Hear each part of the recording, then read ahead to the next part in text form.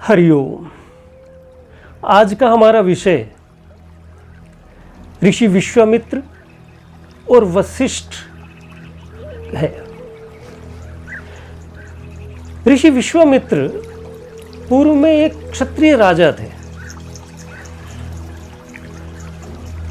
ये बड़े तपस्वी, तेजस्वी और धर्मात्मा राजा थे। इनके पिता कुशनाभ और उनके पिता कुश वंश का होने के कारण इनको कौशिक भी कहते थे।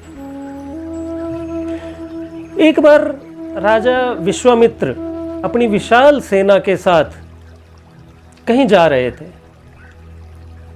वनों से निकलते हुए रास्ते में ऋषि वशिष्ठ का आश्रम देख ये वहां रुके। ऋषि वशिष्ठ के आश्रम में गए। वशिष्ठ जी ने इनका आदर सत्कार किया। परस्पर दोनों ने एक दूसरे का कुशल क्षेम पूछा। प्रेम पूर्वक वार्तालाप हुए।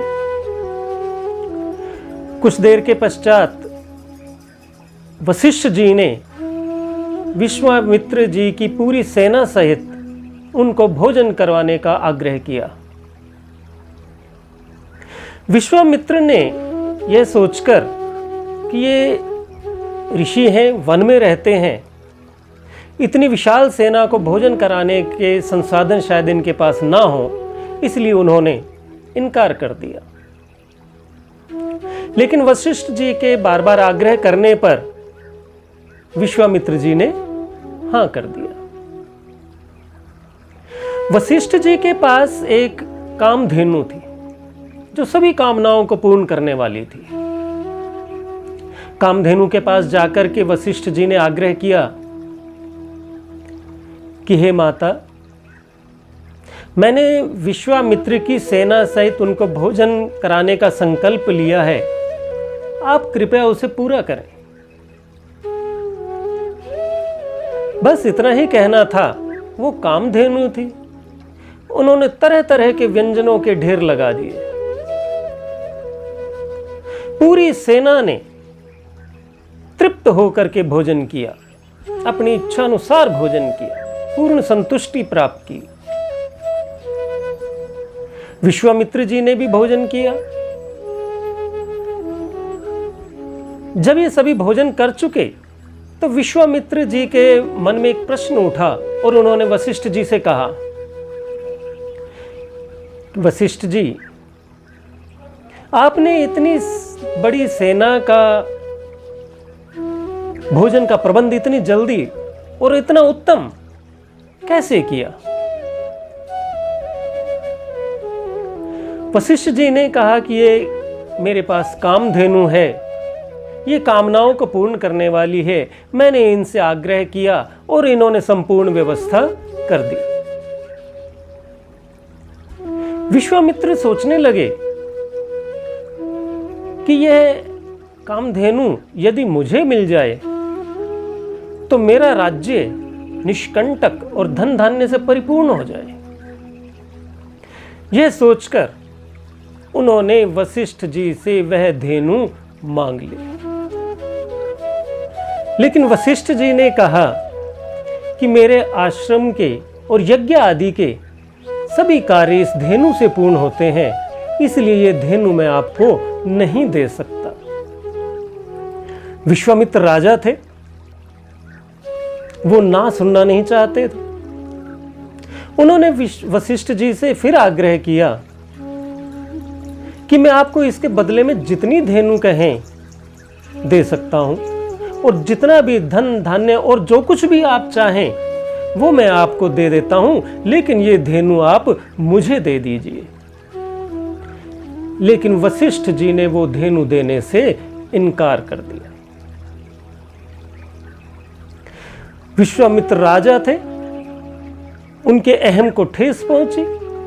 उन्होंने अपने सैनिकों को आदेश दिया कि बलपूर्वक इस धेनु को अपने राज्य में ले चलो।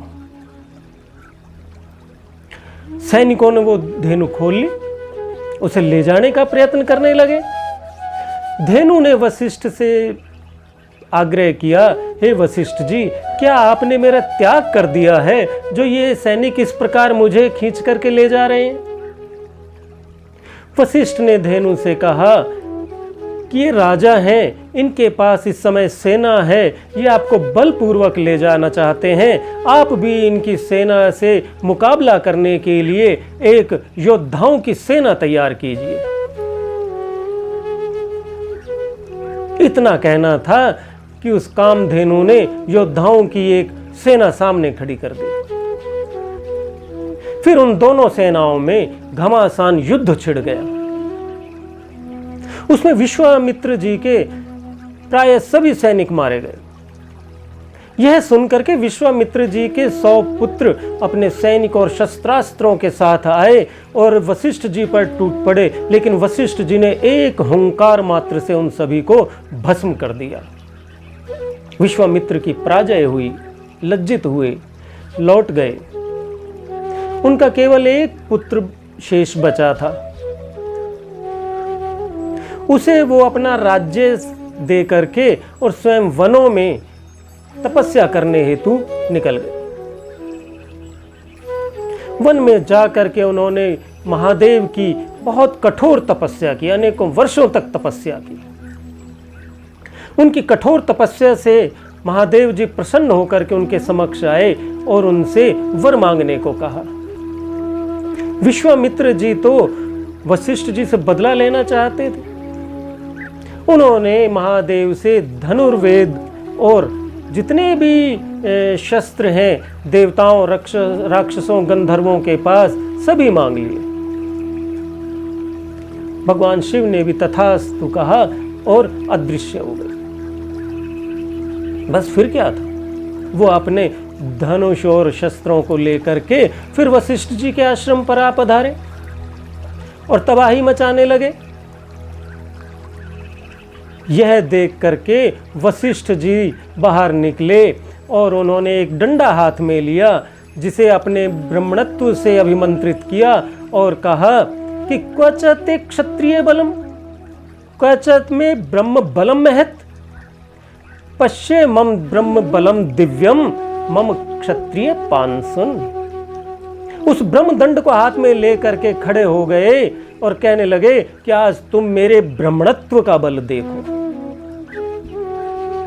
विश्वामित्र जी ने जितने भी अस्त्रों का प्रयोग किया वो सारे ऐसे शांत हो गए जैसे अग्नि के ऊपर जल डालने से अग्नि शांत हो जाती है। विश्वामित्र जी एक बार फिर पराजित हुए, लज्जित हुए, लेकिन उनके मन से बदले की भावना नहीं निकली। इस बार उन्होंने ब्राह्मणत्व धारण करने के लिए तपस्या शुरू की। इस बीच उनकी 2 बार तपस्या में विघ्न पड़ा। जब भी कोई ऋषि मुनि घोर तपस्या करते थे तो इंद्र विचलित हो जाते थे। वो ये सोचने लगते थे कि इनकी तपस्या इतनी उच्च कोटि तक ना पहुंच जाए कि ये मेरा पद मांग ले।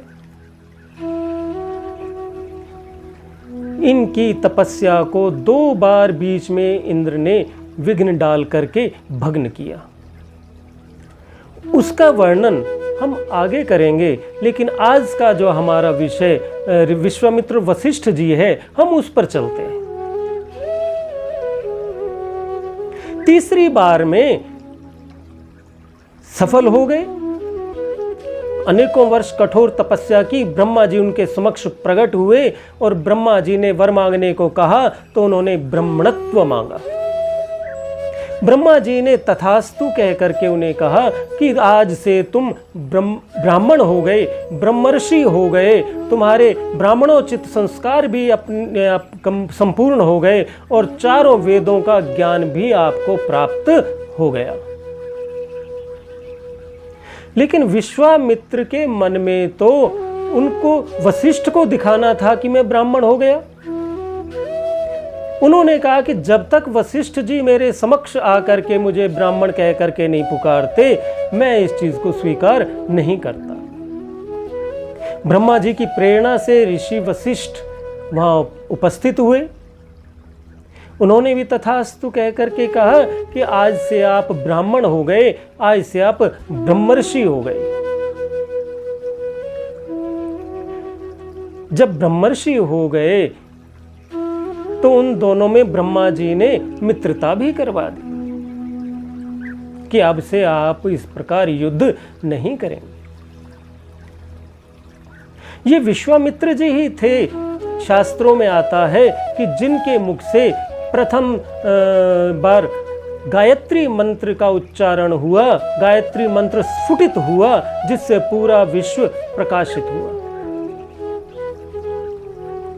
वशिष्ठ जी ने भी विश्वामित्र जी से पूरी मित्रता निभाई। जब विश्वामित्र जी दशरथ के महल में राम और लक्ष्मण को मांगने गए तो उनकी आयु कम होने के कारण दशरथ जी ने इनकार कर दिया था, लेकिन वशिष्ठ जी ने विश्वामित्र के गुणगान करके उन्हें ये सांत्वना दी थी कि विश्वामित्र जी के संरक्षण में आपके कुमारों का कोई नुकसान या कोई हानि नहीं हो सकती।